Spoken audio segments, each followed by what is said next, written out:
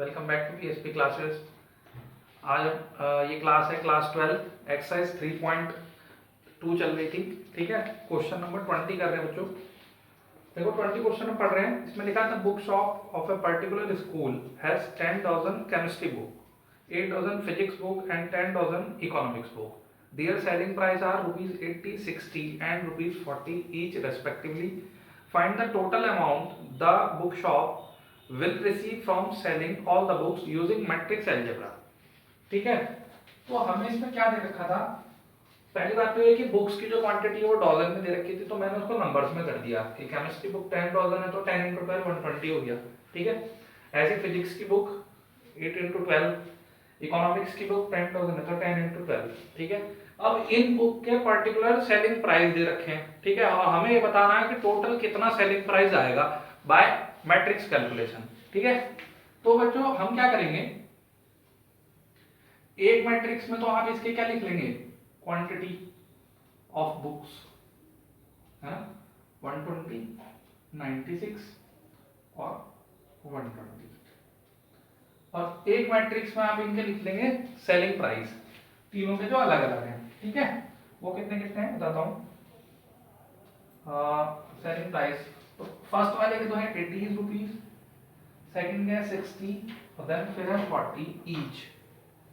मतलब एक chemistry book rupees 80 की है, एक फिजिक्स की 60 की है और एक इकोनॉमिक्स की 40 रुपीज की है। ठीक है, तो इनका जो है बताना है आपको, टोटल अमाउंट निकालना है। तो पता है मैट्रिक्स भाई, जितनी भी आपकी बुक है उनके अमाउंट से मल्टीप्लाई कर दोगे तभी तो टोटल आएगा ना।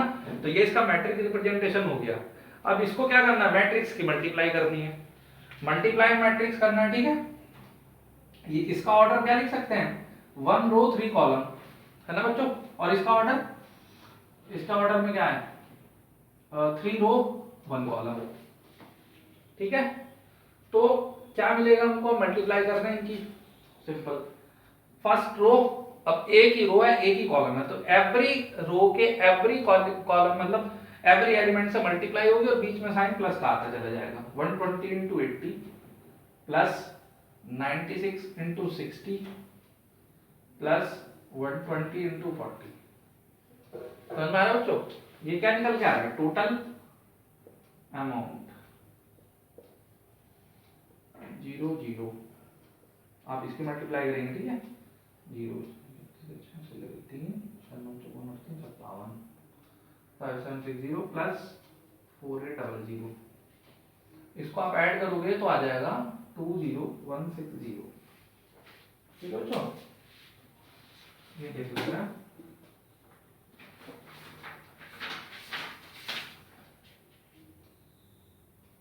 ठीक है, नोट कीजिए इसको, अगला क्वेश्चन करते हैं फिर।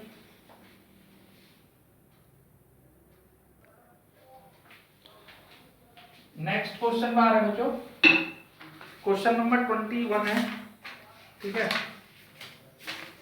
देखिए 21 क्वेश्चन में ना 21 और 22 के लिए एक कॉमन डाटा दे रखा है कि assume x y z w p are matrix of order. तो ये सारी मैट्रिक्स मैंने लिख दी यहाँ पे, x मैट्रिक्स का ऑर्डर 2 into n है, y का 3 into k है, z का 2 into p है, w का n into 3 है, p का p into k है। ठीक है बच्चों, ये मैट्रिक्स के ऑर्डर गिवन है। फिर वो क्या कह रहा है, उसके बाद दो क्वेश्चन है 21 और 22, ऑब्जेक्टिव क्वेश्चन है वैसे तो, लेकिन क्योंकि करने तो यही। अब 21 क्वेश्चन देखते हैं बच्चों, इसमें कह रहा है the restriction of n k p so that py plus wy will be defined are. py और wy को किस तरीके से डिफाइन कर सकते हैं वो बताने, और 4 ऑप्शन दे रखे हैं। तो अब इसको थोड़ा समझते हैं। अच्छा क्वेश्चन है। अगर आपको बच्चों ध्यान हो, पहले मैट्रिक्स की मल्टीप्लिकेशन जब स्टार्टिंग में बताई थी तो ये बताया था कि उसके लिए कंडीशन क्या होती है कि number of column equal to number of row होने चाहिए, तभी मल्टीप्लाई होती है, पहली बात। दूसरी चीज, अगर ए मैट्रिक्स और बी मैट्रिक्स की मल्टीप्लाई हो रही है, ठीक है, जैसे मैंने यहाँ पे की है। ठीक है, तो अब यहाँ पे देखते हैं, चलो पहले स्टार्ट कर लेते हैं, वो आगे बता देंगे बात। अब जैसे सपोज करो पी वाई चाहिए, तो P Y will be defined by, मैंने पी मैट्रिक्स लिख लिया, वाई लिख लिया, एलिमेंट नहीं लिखा है क्योंकि ये माने हैं हमने। ठीक है, p का ऑर्डर लिख दिया नीचे p इंटू के, y का ऑर्डर लिख दिया 3 इंटू के। समझ में आ रहा है।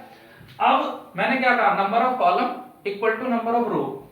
तो हमें पता है बच्चों, पहला क्या होता है, रो, सेकंड क्या होता है, कॉलम होता है ना। तो इसका कॉलम और इसके नंबर ऑफ रो, इसकी रो कौन सी है पहली, तो k किसके इक्वल आ गया 3k। ये बात समझ में आ गई होगी बच्चों, number of column equal to number of row, इस कंसेप्ट से एक वैल्यू आ गई k इक्वल टू 3। ठीक है बच्चों, समझ में आया ना। अच्छा, दूसरी इंपॉर्टेंट चीज, मैट्रिक्स की मल्टीप्लाई, अगर मान लो जैसे ये p मैट्रिक्स है, ये y मैट्रिक्स है, अगर मैं इनकी मल्टीप्लाई कर दूं तो मल्टीप्लाई करके जो रिजल्टेंट मैट्रिक्स आएगा उसका ऑर्डर क्या होता है, उसके लिए मैंने देख रही हूँ कि इसका फर्स्ट इसका लास्ट, ठीक है, इसका फर्स्ट इसका लास्ट, तो ये इसका ऑर्डर होता है p इंटू के।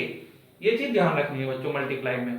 और करे भी हमने जो मल्टीप्लाई के क्वेश्चन में, तो उसमें आप चेक करोगे कि पहली मैट्रिक्स के मतलब ये ऑर्डर से और दूसरे का ऑर्डर को आप चेक करोगे तो जो प्रोडक्ट का ऑर्डर आएगा वो इसी हिसाब से आएगा कि फर्स्ट का मतलब इसका जो है ये कॉलम और उसका भी कॉलम। ये क्या चीज है, पहला रो है, नंबर ऑफ रो जितनी आएंगी, और लास्ट में क्या आएगा उधर कॉलम, तो p इंटू के। ये बात समझने की है कि ठीक है। अब ये तो हो गया बच्चों, मैंने यहां लिख दिया ऑर्डर ऑफ पी वाई कितना होगा p इंटू के।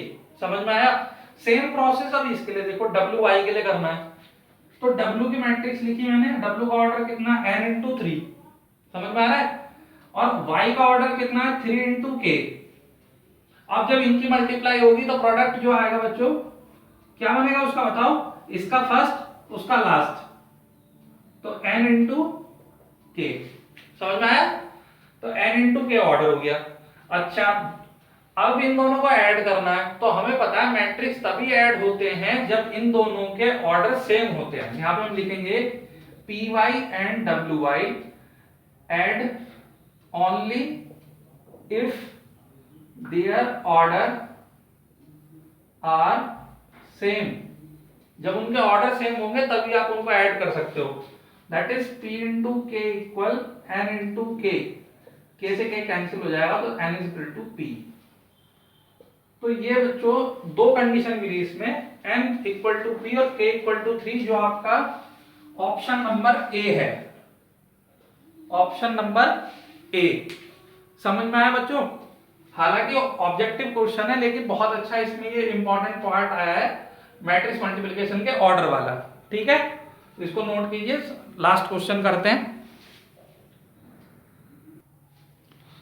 लास्ट क्वेश्चन कर रहे हैं बच्चों एक्सरसाइज का 22।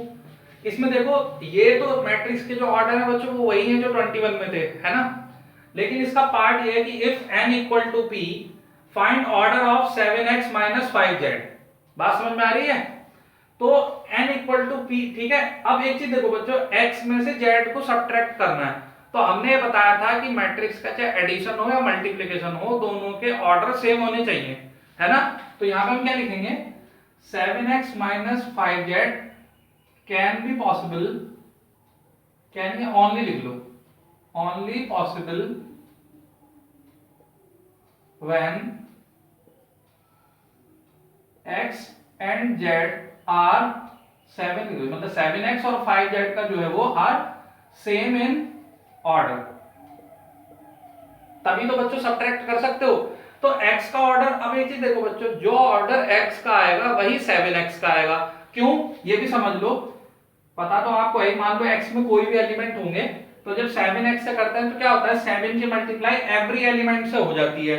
नंबर ऑफ एलिमेंट में तो कोई चेंज नहीं हो रहा ना, कि ऑर्डर चेंज हो जाए, रो बढ़ जाए, कॉलम बढ़ जाए, वो एलिमेंट उतने ही रहेंगे। ठीक है, तो क्या हुआ इससे कि उनका ऑर्डर सेम रहना चाहिए। तो x का ऑर्डर कितना देखो 2 इंटू n, और z का ऑर्डर कितना है 2 इंटू p, तो 2 से 2 कैंसिल हो गया। यहाँ कितना, ओ सॉरी 2 से 2 कैंसिल मत करो बच्चों, ये तो क्योंकि दे ही रखा है ना, n इक्वल टू p तो दे ही रखा है, हमसे पूछ क्या रहा है, इसका ऑर्डर पूछ रहा है। तो माइनस करने के बाद जो ऑर्डर आएगा बच्चों वो या तो आप 2 इंटू n लिख दो या 2 इंटू p लिख दो। बात समझ में आ रही है, दोनों इक्वल ही है। लेकिन ऑप्शन में जो हमें दे रखे हैं, ऑप्शन के हिसाब से अगर हम देखेंगे, क्योंकि हमें टिक करना है, तो सेकंड ऑप्शन है, तो second option is 2 into n, तो यही हमारा जो है ऑप्शन बच्चों राइट हो जाएगा। ठीक है, तो ये हमारी एक्सरसाइज जो है बच्चों कंप्लीट हो गई है 3.2। समझ में आई होगी आपको, ये समझ में आया तो बच्चों लाइक कर देना वीडियो को। ठीक है, अगली क्लास में मिलेंगे, तब तक पढ़ते रहिए, खुश रहिए।